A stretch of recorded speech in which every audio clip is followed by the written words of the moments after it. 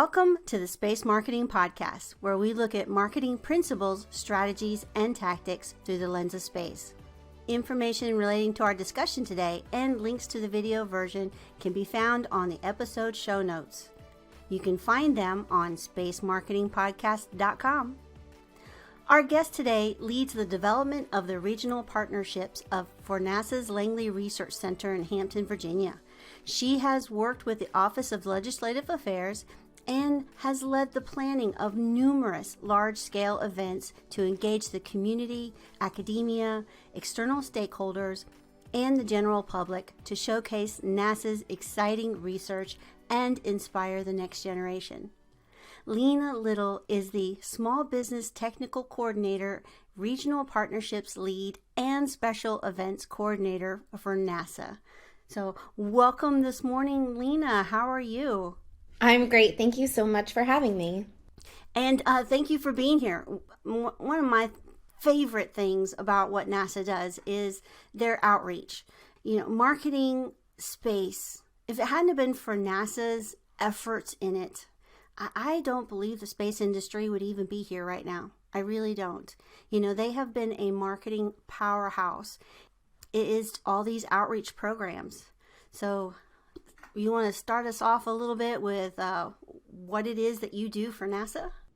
Sure. So I am the Regional Partnerships Lead, as you said, and part of my job is connecting between external stakeholders and the center, NASA Langley Research Center specifically. So that could mean connecting for public outreach events. It could mean STEM engagement, getting the right folks there to serve as subject matter experts, or it could be entering into an actual formal partnership where we have a Space Act agreement where both parties will mutually benefit from the terms of that agreement.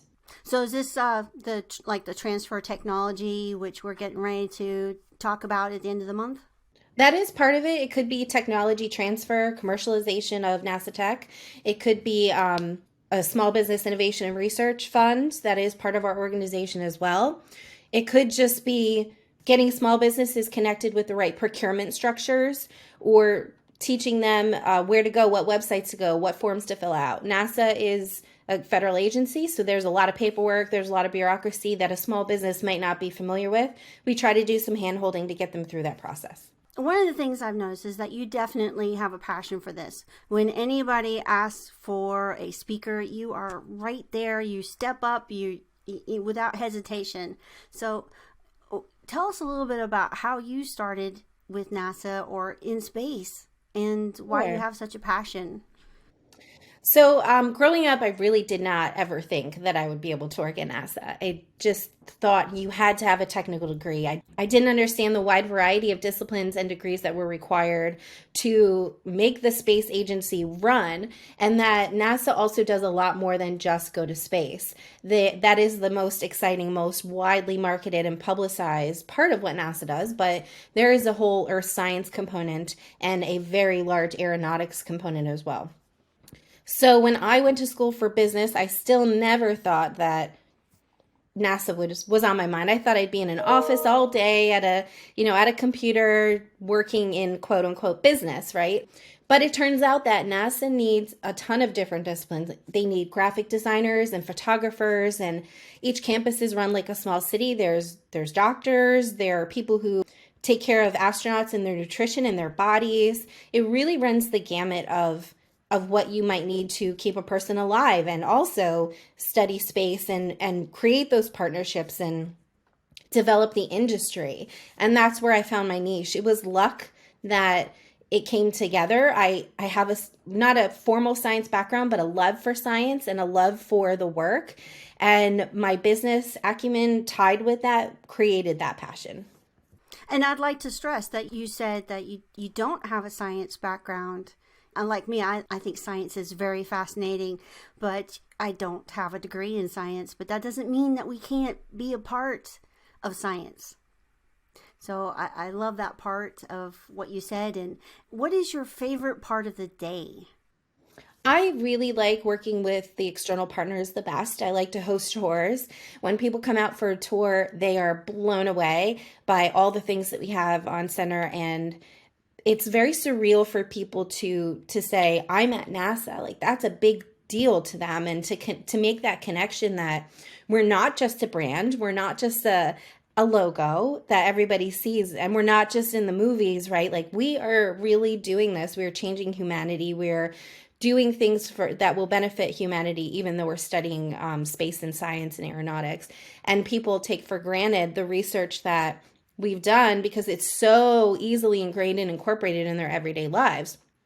Every time you step on an airplane, you're there because NASA did the research to get you there and on a commercial flight, to keep you safe, to make it fuel efficient, to design the seats so that if you hit some turbulence, you'll be safe. All of those things go into creating an agency that benefits humankind. I'd like to go down that road for a few minutes, because this is one of my passions, is that, there's a disconnect with people in our day-to-day, that they don't realize how much space is in their lives from the moment they wake up. I mean, how many of us use a radio alarm clock anymore? We set our phones. Well, that goes up to space. That's using satellite technology. When we check our traffic, that's all space that's coming from those satellites. When we figure out what we're going to wear that day because of weather, that's space.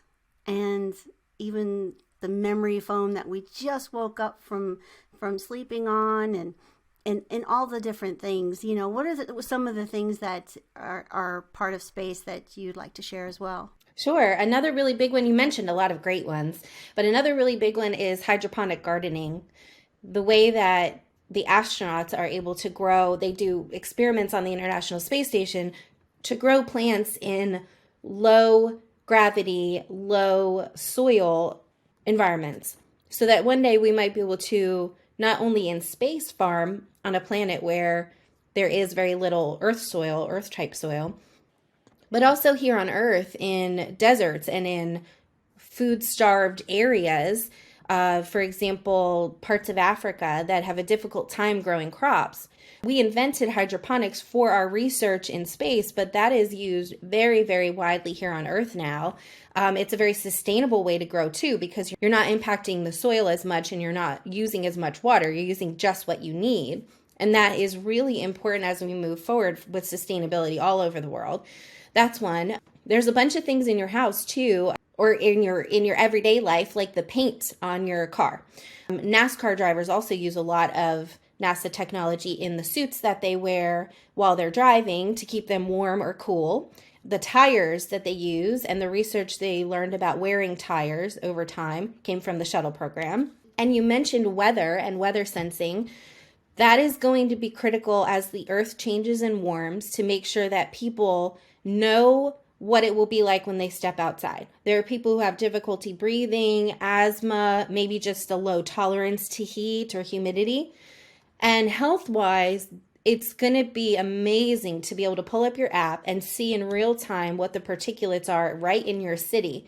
Soon, smart cities will have weather sensors all over on every stoplight pole.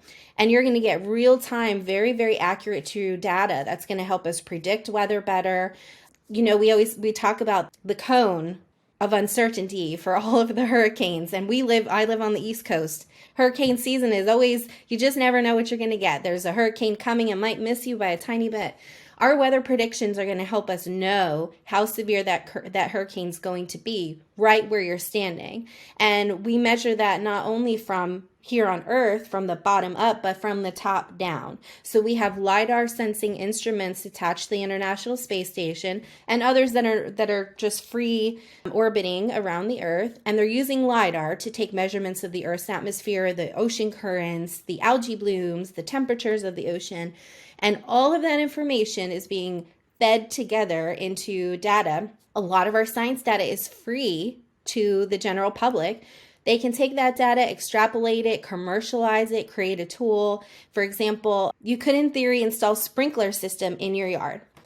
You could connect that sprinkler system to the data that you're getting in real time. That sprinkler system will decide whether or not it needs to water your lawn using town water, or if it can wait 2 more days to get that water that's going to come naturally from the sky, right? We can look at our phone and say, oh, there's a 25% chance of rain tomorrow, but what does that mean in reality in terms of accuracy? It's just not accurate enough for us to be super efficient and sustainable on Earth. But we're getting there, and NASA's leading the way in a lot of that Earth science research. The week before last, I was at the FAA Space Transportation Conference. And there was a gentleman on stage, and he had a comment that I love. And he said that he was talking to somebody, and you know the comment, well, we have so many problems down here. Why don't we take that money and put it down here? And he says, like what? And he says, like climate crisis. We need to put that money down here. And he looked at them and he said, we wouldn't know we had a climate crisis if it wasn't for our presence in space. Yes, that's true. And that's true. You could just be, freak storms. But we know because of all that data that we're getting from space, the tides are rising and that there are a lot of different climate changes going on. And we're able to see all that information from our eyes in space. So it is critical if we're going forward to be able to rectify this situation by being in space. That's critical. One of my favorite projects is related to sea level rise. And we've had some partnerships with local communities. The city of Hampton is one of them. And they're able to take earth science data and actually determine what will happen if you put a parking lot here. If you take these trees down, you put a parking lot here, and you build a couple of buildings, where does that water go? Because it has to go somewhere, right? We live at sea level and almost below sea level. We're the second most at-risk area in the United States, right behind New Orleans. So this is a very sensitive topic for our region here in Hampton Roads. And the city now uses our data on a regular basis when they make decisions about city planning. What will happen if we put a hotel over here and the park ends up flooding down the street? And they're not right next to each other. So you're not going to stand there and look at it and be able to see, oh, that might be a problem. No, we're talking, a mile down the road, you're now going to create a flood zone that wasn't there before. So they're using our data for that city planning. It's been very successful. It's won some awards. We've also worked with the state of Virginia on the best place to grow grapes. Viticulture is a pretty big industry here in Virginia. We have over 100 wineries. I forget exactly how many, but we can use science data to determine the best agricultural areas in terms of elevation, temperature, how it's a microclimate, how much water they get in the summer or the winter, and they can decide the best place to establish a winery. Wow, okay. I did not know about the grapes. That's pretty fascinating. I did know that, they're able to look down and look at crops to see pest infestation and water stress and some of the things that are going on in the ISS, like re-engineering cotton so it's not so thirsty, so that we're able to grow it a little bit more sustainably. That kind of stuff. I mean, it's just, I could talk about that all day. I mean, it's so fascinating what we're doing. Hold on to your boosters. We will be right back with guest Lena Little from NASA Langley after a brief message from our sponsors.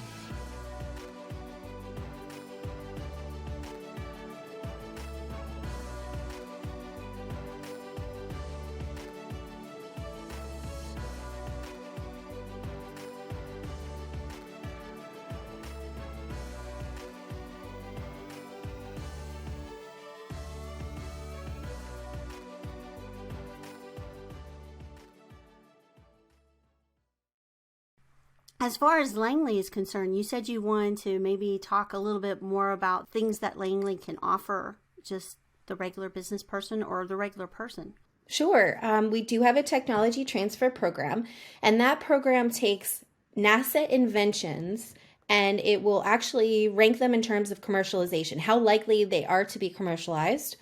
The agency will patent the ones that they think are most commercially viable, and that means that they will hold a patent or a license that they can then give to the public, or the public can purchase. There's a couple different ways that it goes. Sometimes it's free. Sometimes there's a free evaluation license where a company, a small business can come take that IP, look at it and say, could I create a business around this? Could I create an invention? It takes a strong entrepreneurial mind to look at an invention that was created for a specific NASA mission purpose and say, can I turn that into something that would benefit here on Earth that people will actually buy, and turn it into, we call them spin-offs.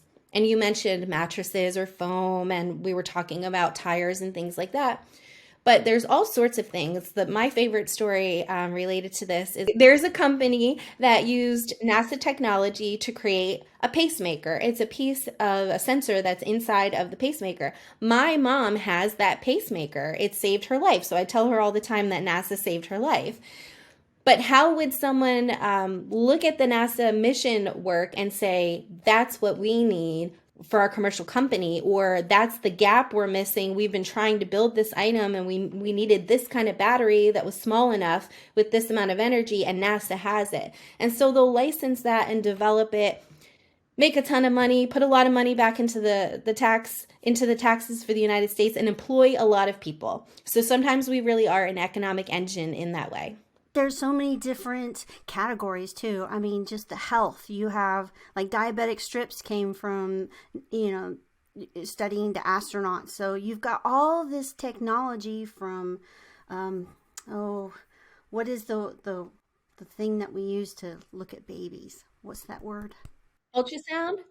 Ultrasound. Yes, we have like things like ultrasounds and all this technology that's just for medical. We have the farming, we have the technology, we have the manufacturing. I mean, there's all kinds of different categories that you can go into and say, what works for me? What do I want to use?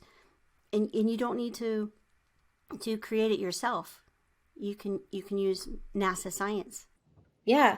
And I think astronauts are amazing people because not only are they very well trained to get to space and get home safely, which involves a lot of specialized training, and they're making repairs on the outside of the space station, and they're doing agricultural experiments, and they're doing medical experiments on their bodies. So that is a wide breadth of specialization. They're mechanics, and they're farmers, and they're doctors, and there are many other things while they're at the space station. All of that information gets sent back home, and that is free to the public. We are an open agency. We don't gatekeep or hold things unless there's some kind of security risk. But most of our work is related to giving it to humanity. That is right in our mission statement.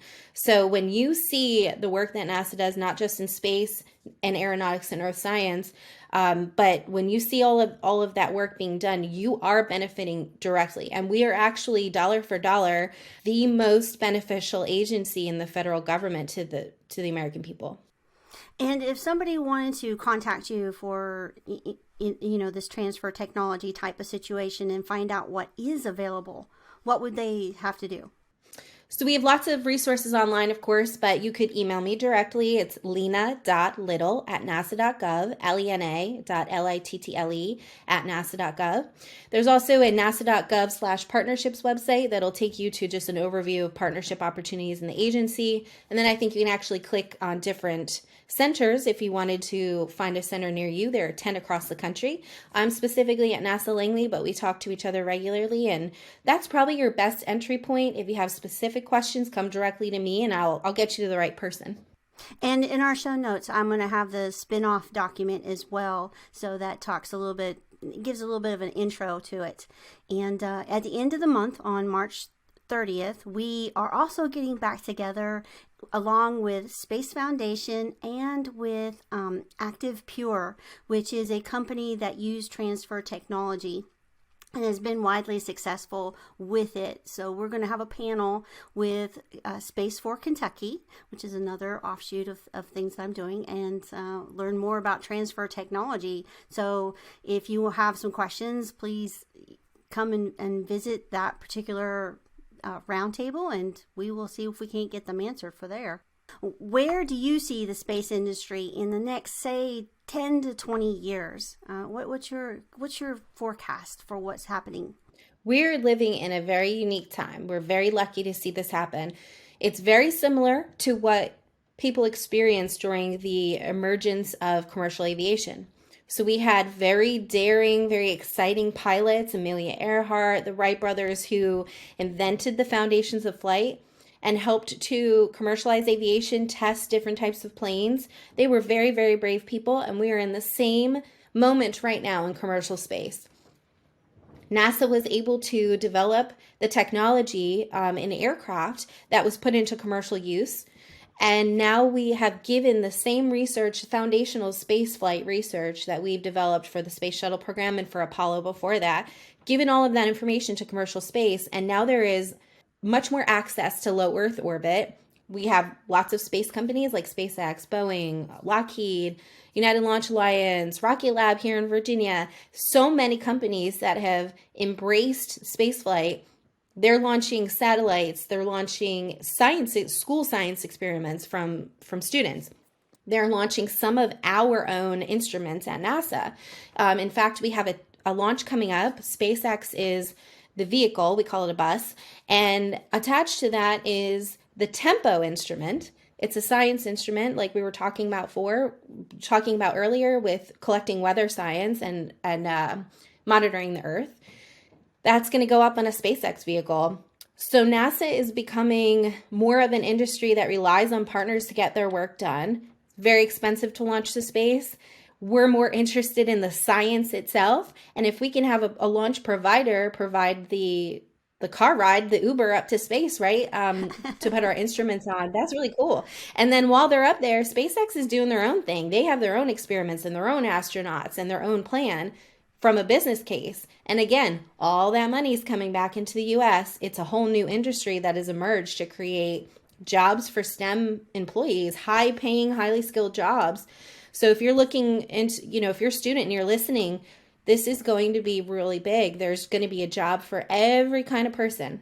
Yes, from marketing on to, every aspect. Is like you said, it's a small city. You said something about aviation, and I just had a section I just launched a book on spaceports, and in there is a section on aviation and the history of it. It has only been since like the 1980s. Yeah, isn't that crazy? I mean, that was not that far ago that it became something that the general person could actually fly.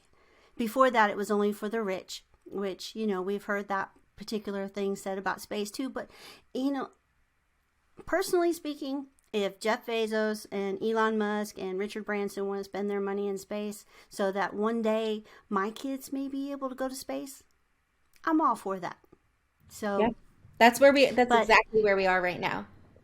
But it's not been that long. And even weather, the first weather satellites went up in the 1960s. And before that, we could not see a storm coming. So it is amazing how fast it has happened. Even though it feels slow, it has happened at warp speed. And it's only getting more so, in my opinion. Just the last 10 years it has just gone so fast. And the next 10 years, I think we're seeing some amazing things. We got Artemis 2 that's going to be happening here soon. And that in the Dear Moon project, I think is really going to impact the public hearts. We're going to be able to see regular people go around the moon and back to back, and not just NASA, but, also SpaceX. And, there's other things that are happening, like with Polaris Dawn and a lot of other entities that will shine a light on all the awesome stuff that's been happening all along in the ISS and through satellites. So I'm excited. I'm very excited about it. I am too. I feel like we're really on the cusp of something big in commercial flight, space flight. And we're doing some new things in aeronautics too. We've got a supersonic airplane demonstrator that was built by Lockheed Martin, and they're flying right now and evaluating the sound of the sonic boom. It's very, very quiet. The new technology has a super quiet sonic thump, we call it. And that vehicle is ready to be marketed and commercialized as soon as legislation passes. So you're going to be able to fly coast to coast in 3 hours. And again, like you said, attainable at first only to the executive level business people and the wealthy. You and I probably aren't going to be flying in supersonic flights in the near term. But in 10 to 20 years, absolutely, that'll be the standard. Mm-hmm. That's a NASA project. That's a funded, fully funded, appropriated NASA project. The vehicle itself was the demonstrator was built by Lockheed, but it's NASA research, NASA aeronautics mission work that's funding that. Is that something that the normal everyday business person has access to some of that technology? Yeah, that would just be on our IP portfolio that could be licensed out for commercialization. Something like that would not get an exclusive license. We wouldn't allow a company to take exclusive rights to supersonic flight. That would be inappropriate. But you're going to see it embedded in commercial aviation in multiple airlines and multiple different kinds of vehicles, the same way instrumentation and engines are now. So that's a little down the road, but I know that there are some airline industries that are already ordering supersonic vehicles that will be able to make those trips. I think Boom, they said United has ordered about 140 of them from Yeah, Boom. I think that's right. Hmm. And then there's that those aren't the only aircraft. There's also suborbital supersonic, which will be able to go anywhere in the world in an hour and a half, but that is a little bit of a you have to have two different kinds of engines. You have to have one that runs on air and one that provides its own air. So it's a little bit more of a challenge to get those done, but they're in the process as well. So very exciting. If you imagine the atmosphere above the Earth from low Earth orbit, where the International Space Station is, you've got up there, you've got the space station and different satellites, communication satellites, GPS satellites, defense satellites. And then as you come down in the atmosphere at the upper levels, you'll have those supersonic suborbital vehicles. Below that, you'll have commercial supersonic flight. Below that, you're going to have our what you know now as commercial aviation, your regular commercial commuting flight.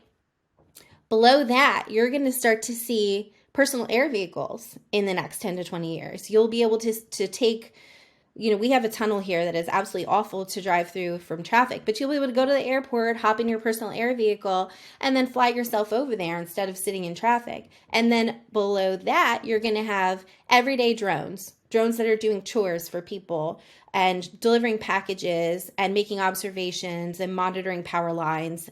So you've got multiple layers now of vehicles flying in the air. And one of NASA's key responsibilities is how to integrate all of those vehicles in various different parts of the airspace together to safely for the vehicles flying and also for the people on the ground. So we work directly with the FAA to provide our research and our plan to do that. And you will also see that happening in the next 10 to 20 years. Yeah, so we have the technology already to fly personal air vehicles and to fly drones beyond visual line of sight, but we need some legislation to pass in order to be able to actually do that.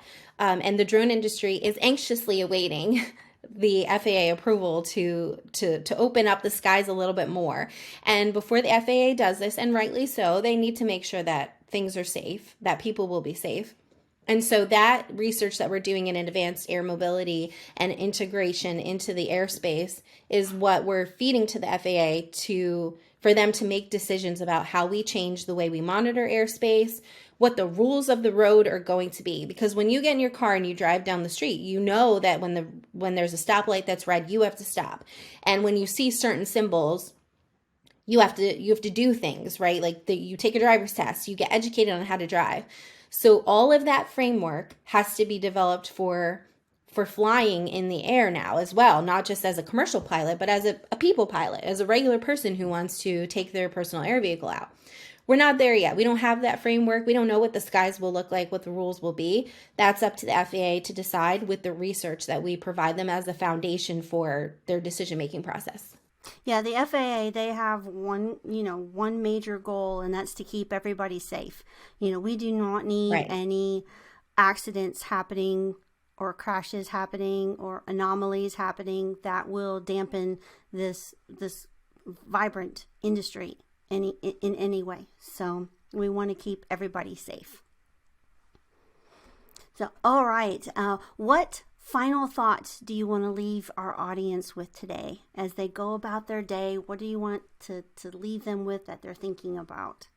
Well, you may have noticed that the NASA logo and the brand is everywhere lately. It's on book bags and it's on clothes in every store you go in. I've seen them on pajama pants and stuffed astronauts. I mean, it's really everywhere. And that is because we had an administrator a couple years ago that really unlocked the brand and allowed it to be produced commercially.